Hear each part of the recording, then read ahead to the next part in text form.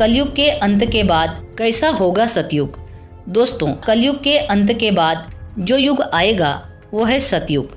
सतयुग के लोगों के पास दिव्य और अलौकिक शक्ति होगी। सतयुग में जानवर भी मनुष्यों की तरह बातें करेंगे। धन दौलत कमाने की लोगों में चाह नहीं होगी। वहीं पर मनुष्य की उम्र 1,00,000 वर्ष की होगी। और दोस्तों, ये सब काल्पनिक बातें नहीं है, बल्कि भागवत पुराण, मत्स्य पुराण, स्कंद पुराण और ऋग्वेद जैसे उत्तम और प्राचीन ग्रंथों में लिखा हुआ इतिहास है। दोस्तों, सतयुग में इंसान कैसे दिखाई देते थे और आने वाले समय में सतयुग कैसा होगा। दोस्तों, सतयुग में क्या क्या होगा, कैसा होगा आने वाले समय में सतयुग। सतयुग में भारत का राजा कौन था? सतयुग में मुसलमान थे या नहीं? सतयुग का आरंभ कब हुआ? सतयुग के लोग क्या खाते थे और आने वाले समय में सतयुग के लोग कैसे रहेंगे और क्या है सतयुग का इतिहास। दोस्तों, इन्हीं सभी सवालों के जवाब हम सनातनी टेल्स चैनल की इस वीडियो में विस्तार से जानेंगे। दोस्तों, वीडियो को शुरू से अंत तक जरूर देखिएगा और आपसे छोटा सा निवेदन है कि इस वीडियो को एक लाइक जरूर कर लीजिए और यदि आप चैनल पर नए हो तो चैनल को सब्सक्राइब अवश्य कर लीजिए। साथ ही कमेंट में जय श्री कृष्णा और जय जगन्नाथ अवश्य लिखिए। चलिए जानते हैं। दोस्तों, सबसे पहले हम जान लेते हैं सतयुग में इंसान कैसे दिखाई देते थे। सतयुग 17,28,000 वर्ष तक रहा। ये युग 4 पैरों पर खड़ा था और इस युग में मनुष्य की लंबाई 32 फीट की होती थी। इसके साथ ही इसकी उम्र 1,00,000 वर्ष की होती थी। इस युग में कोई भी व्यक्ति पापी नहीं था, यानी पाप का प्रतिशत 0 था। वहीं पुण्य का ग्राफ 100% था। इस युग के मनुष्य रुपयों के रूप में रत्न चलाया करते थे और जो भी पात्र थे वे सभी सोने के हुआ करते थे। दोस्तों, अब हम जानेंगे कि सतयुग में भारत का राजा कौन था। दोस्तों, सतयुग में राजा हरिश्चंद्र भारत के राजा थे। त्रेता युग में श्री रामचंद्र भारत के राजा थे और द्वापर युग में भगवान श्री कृष्ण भारत के राजा थे। उसी प्रकार कलयुग में भी भारत में वर्तमान समय में प्रधानमंत्री श्री नरेंद्र मोदी जी तो है ही, लेकिन अगर भगवान की बात करें तो उड़ीसा में भगवान जगन्नाथ जी ही कलयुग के राजा है। इसके अलावा आपके पास कलयुग के राजा कौन है इसकी जानकारी है तो कमेंट में जरूर से जरूर बताना, हमें आपके उत्तर का इंतजार रहेगा। दोस्तों, अब बात करते हैं सतयुग में मुसलमान थे या नहीं। चलिए जानते हैं। सतयुग में आदि सनातन देवी देवता और धर्म था। इस धर्म को कालांतर में हिंदू धर्म कहा जाने लगा। सतयुग में तप या तपस्या को परम श्रेष्ठ धर्म माना गया था। त्रेता युग, द्वापर युग और कलयुग में अलग अलग धर्म प्रचलित हुए। अरब देशों में त्रेता युग और द्वापर युग में पगान धर्म, यहूदी धर्म, नास्तिकता, ईरानी धर्म, ख्रिस्ती धर्म जैसे धर्म प्रचलित हुए। मतलब साफ साफ बात है कि सतयुग में मुसलमान नहीं थे।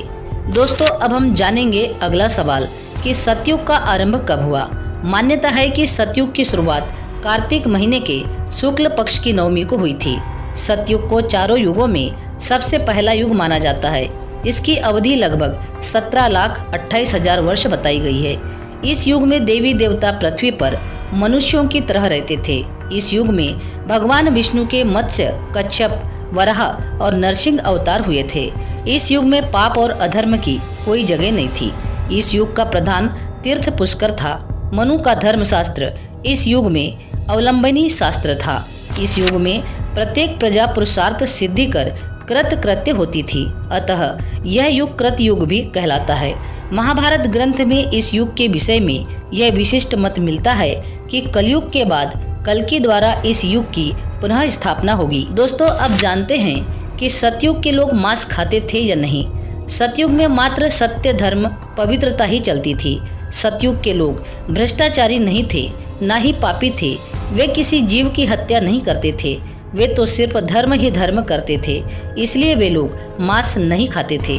वे तो सिर्फ ज्यादातर कंद, मूल, फल और अनाज ही खाते थे, ऐसा वेदों में बताया गया है। दोस्तों, सतयुग में गाय इच्छा अनुसार दूध देती थी और धरती भरपूर अन्न देती थी। सतयुग में सत्य और सदाचार सबसे ऊपर थे। सतयुग और त्रेता युग के दौरान पृथ्वी को स्वर्ग कहा जाता। सतयुग लक्ष्मी नारायण के राजवंश के अधीन था। एक के बाद एक 8 राजा राज्य करते थे। दोस्तों, सतयुग के दौरान भगवान शिवजी की पूजा मुख्य रूप से की जाती थी। शास्त्रों में कई राक्षसों, कई साधुओं, मनुष्यों और यक्षों द्वारा तपस्या करके दिव्य वरदान प्राप्त करने के लिए भगवान शिवजी से प्रार्थना करने का उल्लेख है। दोस्तों, अब बात करते हैं कि आने वाला सतयुग कैसा होगा।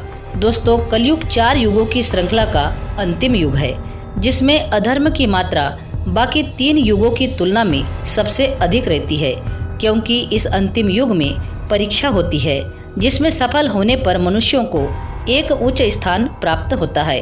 वहीं जो फल असफल हो जाते हैं उनको पुनः उसी माया के संसार में धकेल दिया जाता है।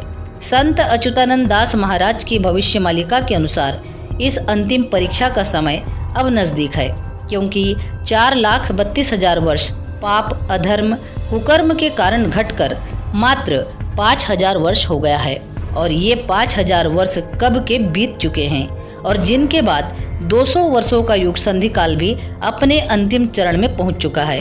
और तो और 2026 में इस सतयुग का पहला चरण यानी सतयुग का आरंभ होने वाला है, और 2029 में सतयुग का आरंभ हो जाएगा। यानी हमारे पास अब बहुत ही कम समय बचा है स्वयं को प्रमाणित करने के लिए।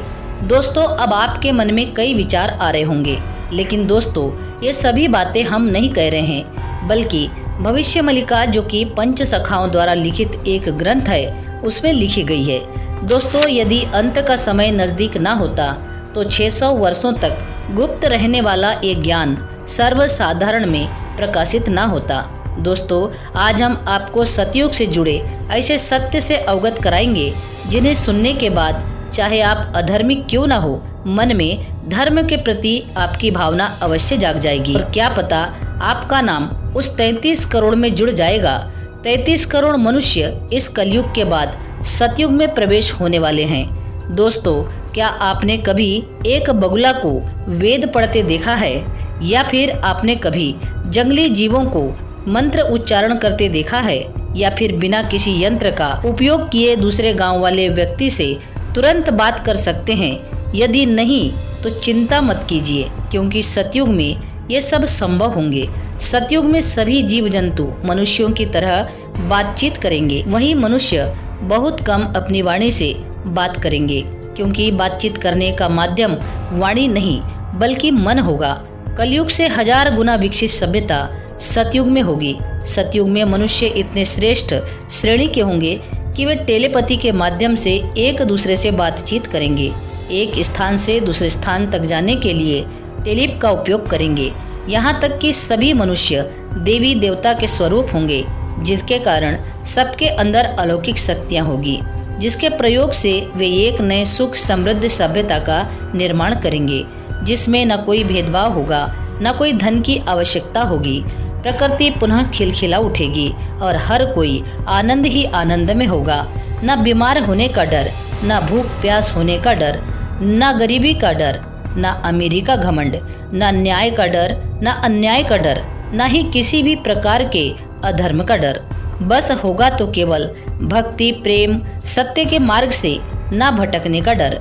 सतयुग में मंत्र शक्ति काफी प्रभावशाली होगी और मंत्रों से सारे काम बन जाएंगे।